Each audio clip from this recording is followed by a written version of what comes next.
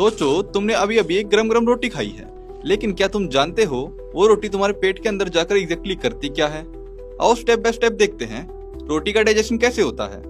देखो, जैसे ही तुम रोटी को मुंह में डालते हो तो डाइजेशन शुरू हो जाता है। दांत उसे छोटे छोटे टुकड़ों में तोड़ते हैं, इसे मैकेनिकल डाइजेशन कहते हैं। अब लार यानी कि सलाइवा, इसका काम शुरू होता है। सलाइवा में एक एंजाइम होता है सलाइवरी अमाइलेज, जिसे टाइलिन भी कहते हैं। यह एंजाइम रोटी में मौजूद स्टार्च को तोड़कर सिंपल शुगर यानी मेल्टोज में बदलना शुरू कर देता है। मतलब रोटी का स्टार्च यहीं से ग्लूकोज की दिशा में सफर शुरू करता है।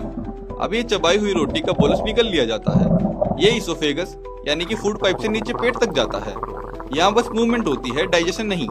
इस मूवमेंट को कहते हैं पेरिस्टाल्सिस मूवमेंट, जो खाना नीचे पुश करती है। अब रोटी पहुंचती है पेट में।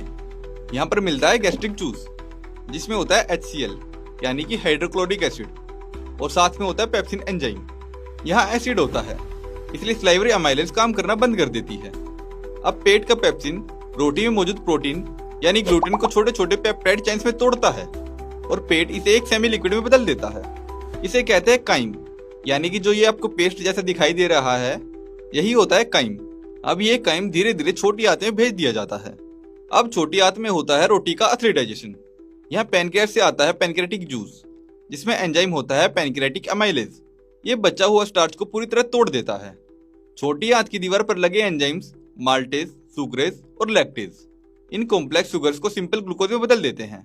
रोटी का प्रोटीन भी यहाँ पेप्टिडेज एंजाइम से टूटकर अमीनो एसिड बन जाता है।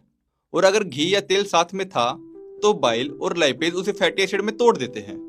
अब ग्लूकोज, अमीनो एसिड और फैटी एसिड छोटी आंत की दीवारों से एब्जॉर्ब होकर ब्लड में चले जाते हैं। यहाँ की विलाई और माइक्रोविलाई न्यूट्रिएंट्स को खून में पहुंचाती है और फिर खून इन्हें सीधे लीवर तक ले जाता है, जहाँ से पूरा शरीर एनर्जी बनाता है।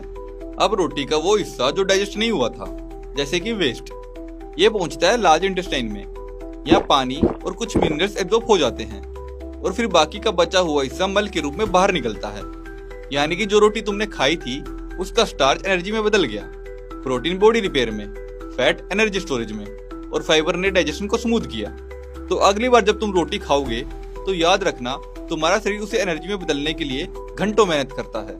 रोटी सिर्फ खाना नहीं है, ये तुम्हारी बॉडी की फ्यूल सिस्टम का हिस्सा है। तो अब आपको पता चल गया है कि रोटी का डाइजेशन कैसे होता है।